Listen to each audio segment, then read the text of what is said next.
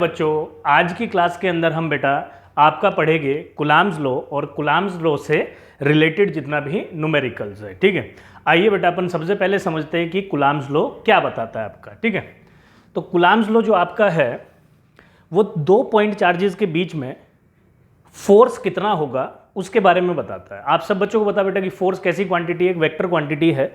तो फोर्स अगर vector quantity है तो उसका मैग्नीट्यूड भी होगा, डायरेक्शन भी होगा। तो कुलाम्स लॉ 2 पॉइंट चार्जेस के बीच में फोर्स का मैग्नीट्यूड कितना है और उसका डायरेक्शन क्या है, दोनों के बारे में बताता है। ठीक है, तो इसकी डेफिनेशन अपन लिखते हैं बेटा सामने कि कुलाम्स लॉ क्या बताता है आपका। इट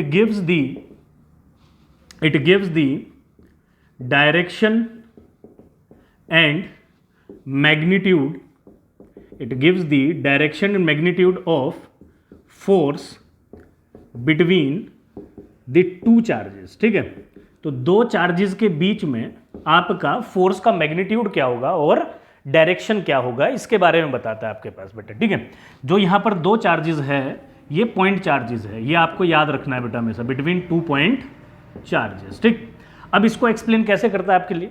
ठीक है, कुलाम्स लॉ ने इस फोर्स के मैग्नीट्यूड और डायरेक्शन को बताने के लिए आपका 4 पॉइंट के बारे में पहले आपको बताया। ठीक है, तो क्या बोला इन्होंने, हम यहाँ पर दो चार्जेस ले लेते हैं, एक Q1 और एक चार्ज कितना ले लेते हैं बेटा आपका Q2 चार्ज। ठीक है, लेट देम, ये दोनों किसी स्मॉल r दूरी पर एक दूसरे से है।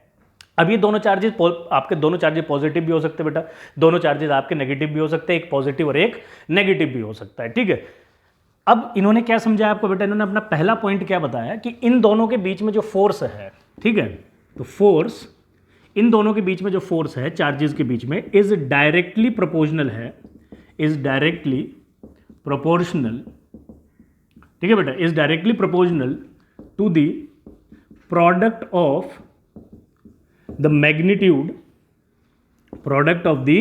Magnitude of the two charges.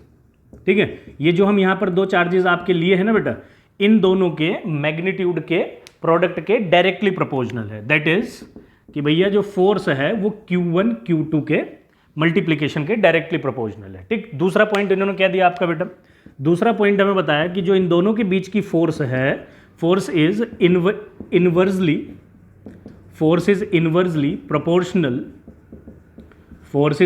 Proportional to the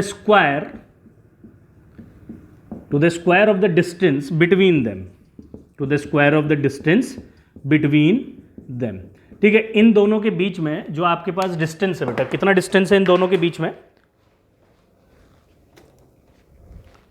in दोनों के बीच में बेटा कितना डिस्टेंस है, इन दोनों के बीच में हमारे पास डिस्टेंस है स्मॉल r। ठीक, तो फोर्स जो है, ठीक है, जो हमारा फोर्स है वो इसके स्क्वायर के इनवर्सली प्रोपोर्शनल है। ठीक है बेटा, जो हमें थर्ड पॉइंट आपका कुलाम्स लॉ ने बताया वो क्या बताया बेटा कि फोर्स, ठीक, अब जैसे कि आपको दिख रहा है कि भाई ये इस पे फोर्स लगा रहा है और ये इस पे लगा रहा है, तो आपको पहली बात तो ये ध्यान रखनी है कि दोनों चार्जेस एक दूसरे पर म्यूचुअली फोर्स आपका लगाएंगे। अब क्वेश्चन अराइज ये होता है कि सर ये इस पे जो फोर्स लगा रहा है वो किधर लगा रहा है, मतलब कि ये इसको इधर की तरफ धकेल रहा है, ये इसको इधर की तरफ धकेल रहा है, या ये इसको इधर की तरफ धकेल रहा है। ठीक है, हो सकता है आपका ये इसको अपनी तरफ खींच रहा हो, नहीं, तो आपका कुलाम्स लॉ ने क्या बताया कि फोर्स इज ऑलवेज, हमेशा force is always along the line joining the two charges। ठीक है भाई, तो जो लाइन इन दोनों चार्जेस को ज्वाइन कर रही है ना, हमेशा फोर्स उसके अलोंग होगी, मतलब ये पॉसिबिलिटी फोर्स की डायरेक्शन की और ये पॉसिबिलिटी फोर्स की डायरेक्शन की नहीं हो सकती। अब हमारे पास यहां पर भी बेटा दो पॉसिबिलिटीज बची अलोंग द लाइन के भी, है ना। अगर फोर्स आपके पास दोनों चार्जेस को जोड़ने वाली जो लाइन है अगर उसी के अलोंग है तो ये दो पॉसिबिलिटीज आपके पास बची। अब फोर्स की डायरेक्शन किधर होगी, मतलब कि तरफ होगी या अवे होगी, तो इसके लिए आपके पास बेटा जो है कुलाम्स ने आपको चौथा पॉइंट दिया। उन्होंने क्या बोला कि लाइक चार्जेस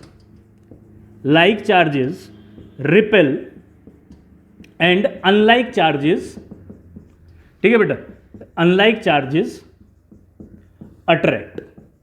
ठीक है भाई, तो जो आपके पास लाइक चार्जेस है वो तो रिपेल करेंगे और अनलाइक चार्जेस क्या करेंगे बेटा आपके पास अट्रैक्ट करेंगे। मतलब पॉजिटिव पॉजिटिव को रिपेल करेगा, नेगेटिव नेगेटिव को भी रिपेल करेगा, पर पॉजिटिव नेगेटिव को अट्रैक्ट करेगा, ठीक है। तो ये इस पर जो फोर्स लगा रहा है वो किस नेचर की होगी आपके पास, रिपल्सिव नेचर की होगी।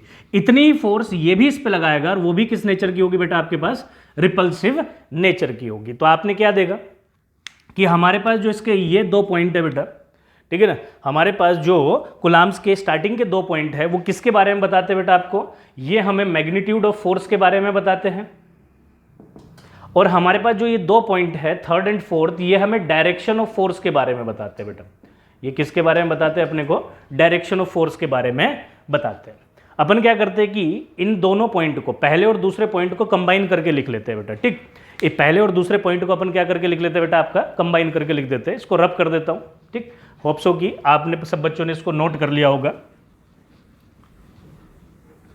अगर हम पहला और दूसरा पॉइंट बेटा आपका कंबाइन करके लिख के, ठीक है, अपन लिखते हैं बेटा combining first and second point, ठीक है जी, कंबाइनिंग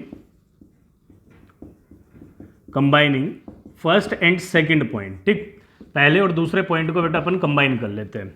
तो क्या था आपका पहला और दूसरा point, F is directly proportional to the product of the charges and inversely proportional to the square of the distance between them.